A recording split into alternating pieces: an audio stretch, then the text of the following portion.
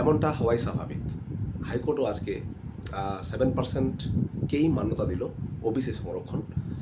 আর TMC সরকারের আমলে OBC A B যে ফ্র্যাকশন হয়েছিল সেগুলোকে অবৈধ বলে ঘোষণা করলো এবং এমন যেমনটাই বিসিডব্লিউ ডিপার্টমেন্ট থেকে আগে সার্কুলার জারি হয়েছিল যে আবার নতুন করে ইনক্লুশন এক্সক্লুশন হবে, কিন্তু তার জন্য সার্ভে, তার জন্য যে মেথড, সেই মেথডগুলোর মাধ্যমেই হবে। আপাতত 7% থাকছে এবং 7%-এর বেসিসেই কিন্তু সমস্ত রিক্রুটমেন্ট প্রসেসগুলো চলবে।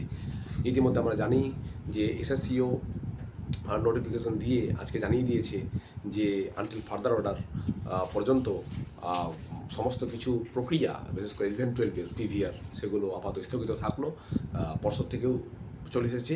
এবার যে অনগোয়িং প্রক্রিয়াগুলো সবগুলো কিন্তু থমকে দাঁড়ালো। 9-10-এর যে ভেরিফিকেশনগুলো হচ্ছে আমার মনে হচ্ছে সেগুলো বন্ধ করে দেওয়া উচিত, কেননা যেহেতু যেই সব ক্যান্ডিডেটরা 70%-এর মধ্যে আছে তাদেরকে যদি আলটিমেটলি ওবিসি সংরক্ষণের আওতায় যদি তাদেরকে বাদে দেওয়া হয়, তাহলে তাদেরকে হ্যারাস করার কী প্রয়োজন? মানে এত যাতায়াত করে ভেরিফিকেশন করে তাদেরকে আশা দেখি আর কী লাভ? সেটাও নোটিশ আকারে জানিয়ে দেওয়াটাই ভালো আমি মনে করি। আর বাকি যে প্রক্রিয়াগুলো আবার নতুন করে যে শুরু হবে এসএসসির ক্ষেত্রে, বাকি পুলিশ যে পিআরবি পুলিশ রিক্রুটমেন্ট বোর্ড, সেটা অবশ্যই জানিয়ে দিয়েছে অলরেডি। আজকে জানিয়ে দিল ওবিসি সংরক্ষণ 7% ধরেই দিল, কোনো